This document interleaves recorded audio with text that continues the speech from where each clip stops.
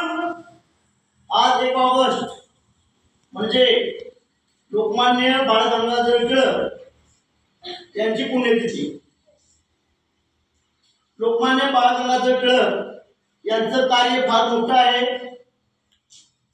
आपला देश इंग्रजांच्या गुलामगिरीत होता, इंग्रजांचं राज्य होतं आपल्या देशावर, आपण गुलामगिरीत होतो। त्यावेळेला लोकमान्य टिळकांनी फार मोठं कार्य केलं। मावळावादी गट महात्मा गांधींचा होता आणि जहालवादी गट लोकमान्य टिळकांचा होता।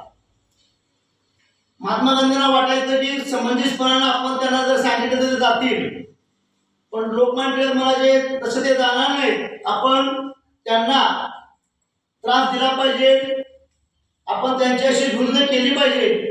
या उद्देशाने त्यांनी जहालवादी गट तयार केला आणि त्यांचं कार्य इतर लोकांच्या पर्यंत जावं म्हणून त्यांनी वर्तमानपत्राची स्थापना केली, केसरी आणि मराठा।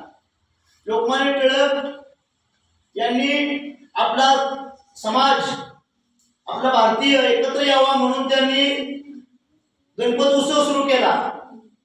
त्यापूर्वी गणपती उत्सव नव्हता, त्यांनी सुरू केला जेणेकरून आपण सर्वजण एकत्र यावे।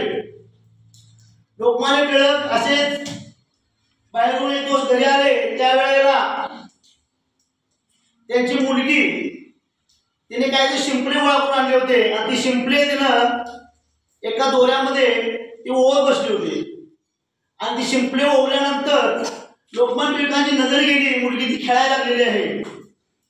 वेगवेगळ्या प्रकारचे शिंपले जर एकत्र येऊ शकतात एका दोऱ्यामुळं, तर आपला सर्व भारतीय समाज एकत्र का येऊ शकणार नाही?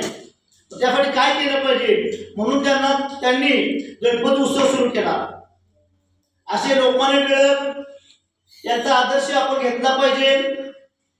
आपण पण देशासाठी काहीतरी केलंच पाहिजे, पण त्या अगोदर आपण आई वडिलांच्यासाठी काहीतरी केले पाहिजे, त्यांची इच्छापर्यंत पूर्ण केली पाहिजे। आपण एकीनं राहिलं पाहिजे, एकीनं राहण्याचा संदेश लोकमान्य टिळकांनी आपल्याला दिलेला आहे।